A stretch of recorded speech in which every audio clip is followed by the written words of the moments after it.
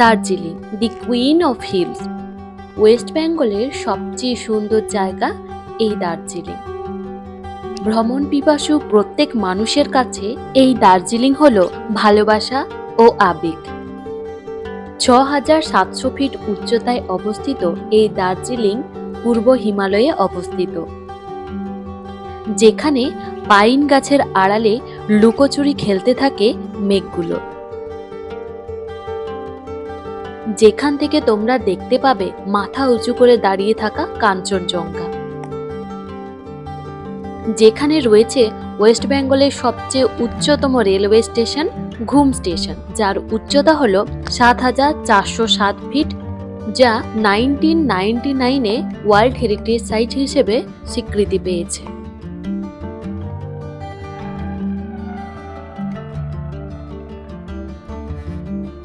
রাস্তায় যেতে যেতে দেখতে পাবে পাহাড়ের গায়ে চা বাগান, যে চা পৃথিবী বিখ্যাত।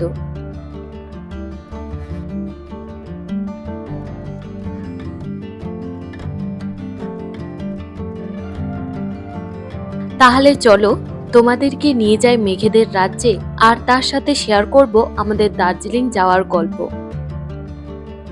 কিভাবে গিয়েছিলাম, কোথায় ছিলাম, আর কোথায় কোথায় ঘুরলাম, এই সমস্ত কিছু থাকছে আজকের ভিডিওতে। তাহলে চলো ভিডিওটি প্রথম থেকে লাস্ট পর্যন্ত দেখতে থাকো। আর চ্যানেলে নতুন হয়ে থাকলে চ্যানেলটি সাবস্ক্রাইব করে পাশে থাকো, যাতে এরকম নতুন নতুন ভিডিও তোমাদের সাথে শেয়ার করতে পারি।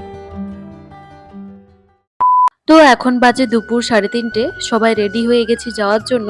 আর দেখো বাবু কত খুশি, হঠাৎ করে আমাদের প্ল্যানিং হয় দার্জিলিং যাওয়া। দিদির অফিস ছুটি, তাই দিদি বলছে চল কোথাও একটা ঘুরে আসি। দিদি আর আমি দুজনেই দার্জিলিং দেখেছি, তবে মা, বোন আর বাবুর এই প্রথমবার। দিদি নতুন জব পেয়েছে, তাই মনে প্রাণে চেষ্টা করছে সবার ইচ্ছেগুলোকে পূরণ করার জন্য। এই দেখো বোন কত খুশি। তোমরা তো সবাই জানো এত শর্ট টাইমে ট্রেনের টিকিট পাওয়া মুশকিল, তাই আমরা বাসেই যাচ্ছি। এই যে লেডি ডায়না, এখান থেকে এটা 4:30-র সময় ছাড়বে, শিলিগুড়ি পৌঁছাবে সকাল 6টার মধ্যে। চলো তোমাদেরকে দেখায় বাসের ভিতরটা।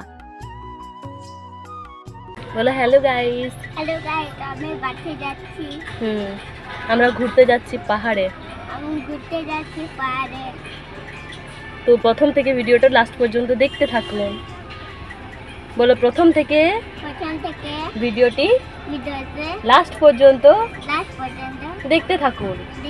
তোমরা তো দেখতে পেলে বাবু কত খুশি, তবে সব থেকে বেশি খুশি হয়েছে এই দোতলা বাসে উঠে। এত ভালো লেগেছে ওর ওই বাসটা, একটুও মনে হচ্ছে না যে বোর ফিল করবে। তো এখন বাজে 9:30, এখন আমরা সবাই ডিনার কমপ্লিট করে নিচ্ছি। কিছুক্ষণ বাস দাঁড়াবে, তারপরে বাস আবার নিজের গন্তব্যে ছুটতে শুরু করবে। তো চলো ফাইনালি আমরা শিলিগুড়ি পৌঁছে গেছি, আর এখন বাজে প্রায় 6টা। আমরা একদম রাইট টাইমে এখানে নেমে গেছি। তো এখানে নেমে আমরা বুঝতে পারছিলাম না যে কি করব। তো যাই হোক, আমরা আগে থেকে খোঁজখবর নিয়ে এসেছিলাম, তো ভাবলাম যে না, পার্সোনাল গাড়ি করব না, পার্সোনাল গাড়ি করলে অনেক বেশি পড়ে যাবে।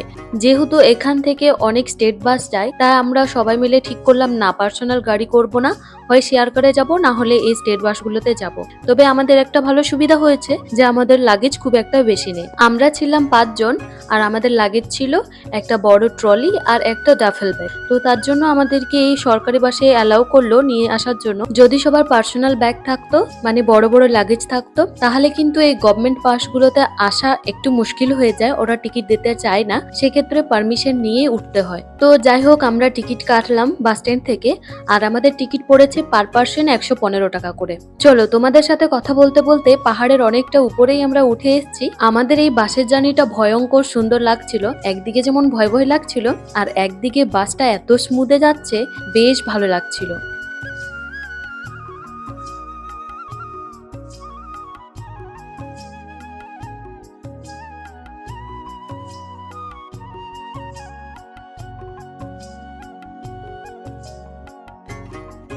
আমাদের বাসটা যাচ্ছে কার্শিয়াং হয়ে। মোবাইলে এত ভিডিও দেখেছি কার্শিয়াং নিয়ে, তো যখন সামনে থেকে দেখছি এত সুন্দর লাগছে, আর ইমাজিন করছি সেই রিলসগুলো। তবে সারা রাস্তা একটাই চিন্তা ছিল, বাবু আর মাকে নিয়ে। মায়ের বাসের জার্নিটা একটু প্রবলেম ছিল, তবে এই জার্নিটা মা ভয়ে ভয়ে বেশ ভালোই উপভোগ করছে। আর বাবু তো ভীষণ খুশি, ফার্স্ট টাইম চোখের সামনে পাহাড় দেখছে আর মেঘ দেখছে এরকম ভেসে বেড়াচ্ছে। ও তো ভীষণ এক্সাইটেড, আর একবার করে ওর মাকে জিজ্ঞেস করছে, মাম্মা আমরা এত উপরে এসেছি, মেঘগুলো আমাদের সাথে সাথে যাচ্ছে কেন? সেই বিশাল কোশ্চেন। আবার জিজ্ঞেস করছে, মাম্মা আমরা কি তবে আকাশে যাচ্ছি? এরকম রাস্তায় যদি কেউ তোমাদেরকে এরকম জিজ্ঞেস করে কিরকম লাগবে বলো তো? আমার দিদি তো ভীষণ ভয় পেয়ে গেছে, আবার বলছে চুপ চুপ এরকম কথা বলতে নেই। তো এখন একটা জায়গায় বাস দাঁড়িয়ে আছে যাতে সবাই ব্রেকফাস্ট করতে পারে। আর মা আর বোনের হাসিটা তোমরা দেখতে পেলে, কি খুশি হয়েছে। মা ফার্স্ট টাইম এত সুন্দরভাবে উপভোগ করছে, কোনো অভিযোগ নেই যে তোরা আমাকে কোথায় নিয়ে এসেছিস, তবে বেশ ভালো উপভোগ করছে, আমাদের দেখতেও বেশ ভালো লাগছে। এখানে আমরা ব্রেকফাস্টে নিয়েছিলাম ম্যাগি আর সাথে নিয়েছিলাম মোমো। পাহাড়ের মোমো আর ম্যাগি তোমরা তো জানোই কত টেস্টি হয়। তো টেস্টি টেস্টি ব্রেকফাস্ট করে আবার আমরা যাচ্ছি দার্জিলিং এর পথে।